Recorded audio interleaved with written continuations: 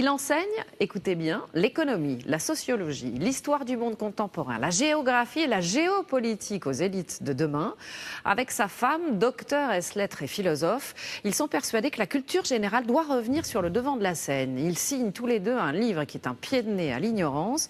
L'invité des 5 dernières minutes, c'est Jean-François Pépin. Bonjour et merci vraiment d'être avec nous pour ce livre que vous avez devant vous. Il faut le montrer à la caméra parce que c'est assez impressionnant quand même. C'est 1 kilo de culture générale. C'est publié aux Presses universitaires de France. Vous le co-signez donc avec votre femme Florence Bronstein. Le titre, c'est un peu un pied de nez. C'est un peu comme si on achetait 1 kilo de carottes. Je dis ça parce qu'en fait, il est orange. Mais dans l'introduction que vous dressez, c'est plutôt alarmant en fait. C'est à la fois alarmant et réaliste.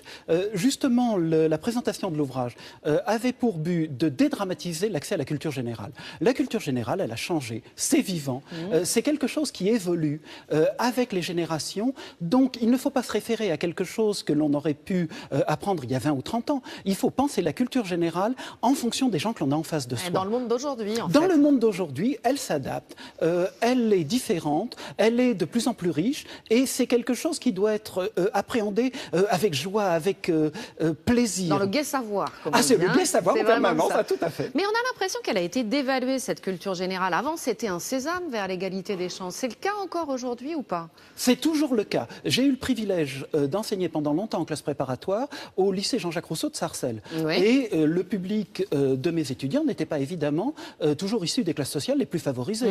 Et j'ai trouvé chez ces jeunes gens, chez ces jeunes femmes, une appétence, un appétit, un désir de culture générale, un désir d'apprendre. Donc, je m'insurge toujours, et Florence Bronstein, mon épouse, le fait toujours avec moi. Là, je vais le faire en son nom, c'est bien. avec grand plaisir. Nous nous insurgeons contre l'idée que c'est réservé à une élite et que, somme toute, c'est une sorte de réunion de menhirs qui se regardent le nombril que de faire de la culture générale. Mais c'est pas vrai. La culture générale, c'est vivant. On s'adresse à des êtres vivants. Alors, vous dites quand même qu'il ne faut pas picorer. Vous parlez même à un moment de cafétéria culturel. C'est un peu ça le monde d'aujourd'hui, non? On apprend des choses, mais on ne sait pas trop pourquoi. On apprend effectivement des choses, mais il faut profiter de notre monde. C'est une chance. Internet, Wikipédia, c'est génial. Il faut avoir l'accès à la culture. Le problème, je vois ça souvent avec mes mominets, qui me pardonneront de les appeler ainsi, même s'ils ont 20 ans, et que ça leur fait dresser les cheveux d'horreur sur la tête quand je les nomme comme cela. Le problème, c'est qu'ils sont comme des chiots dans un jeu de quilles. Ils ont accès à énormément de données, et ils ne savent pas comment les recouper pour en faire un savoir. On s'y perd. Donc, l'idée, c'est de leur montrer que la culture générale, c'est tout à fait accessible, mais il y a un mode d'emploi, tout bêtement. Alors, c'est ce qu'il y a dans votre livre qui est absolument passionnant, c'est une mine. Merci, c'est gentil. Non, mais je le disais en présentant, parce qu'il y a tout. Ça commence par la création de l'univers, ça va jusqu'à l'élection du pape François. Il y a plein de manières de le lire, en fait, ce livre. C'est ce que nous avons voulu avec Florence. Nous avons voulu plusieurs possibilités de lecture. À la fois quelqu'un qui aurait un héros. Il lit tout de la première à la dernière page. Bon, à mon humble avis, ça n'existe pas. Mais bon. Et puis il faut, un petit ouvrage de poche comme ça, qu'on emmène sur la plage, de rien du tout.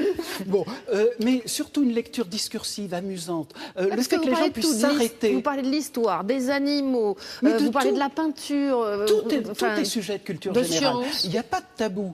Il faut trouver une entrée. Donc l'idée, c'est que quelqu'un qui peut lire ce livre choisit même un paragraphe, quelque chose qui l'amuse, et ensuite c'est comme un chat avec une pelote. Il la dévide petit à petit. Alors vous parlez de paragraphes, il y a des encadrés dans ce livre, et c'est très intéressant parce que justement on peut s'arrêter sur un encadré à un moment si on est intéressé, mais c'est très éclectique, ça va de la structure de la Terre aux roses trémières, en passant par le yoga ou Jeanne d'Arc. Alors là pour le coup, on se dit mais c'est un monde qui s'ouvre. Mais ça doit être un monde qui s'ouvre, la culture générale. Il faut que tout le monde puisse y trouver sa provende. Il faut que tout un chacun puisse suivre son parcours. Qu'est-ce que vous souhaitez provoquer chez le lecteur? La curiosité, l'envie de se dire, comme quand vous vous promenez dans Paris ou dans n'importe où, vous voyez un monument, vous voyez un nom, vous voyez une plaque de rue, vous ne savez pas de qui il s'agit. Par exemple, à l'opéra, la rue Daniel Casanova. Et vous apprenez, c'est une femme extraordinaire, une résistante. Et vous commencez à travailler sur la résistance. Mais c'est ça qui est fabuleux. La curiosité. C'est une somme de connaissances mondiales, parce qu'il ne faut absolument pas se limiter à l'Europe. C'est ça qui est intéressant aussi dans votre livre, c'est que ça ouvre les portes du monde. C'est un petit peu la devise de votre maison, j'ai regardé avant de venir, et bien différent et bien ensemble, c'est exactement ça la culture générale. C'est l'idée que la culture de l'autre m'interpelle, m'interroge, elle m'enrichit. Merci à vous Jean-François Pépin, en tout cas vous nous passionnez, c'est sûr, Merci sur ce plateau invité. et dans C'est votre gentil. livre que vous co-signez avec Florence Bronstein, votre épouse, 1 kilo de culture générale, et c'est publié aux Presses universitaires de France. Merci infiniment. Merci à vous.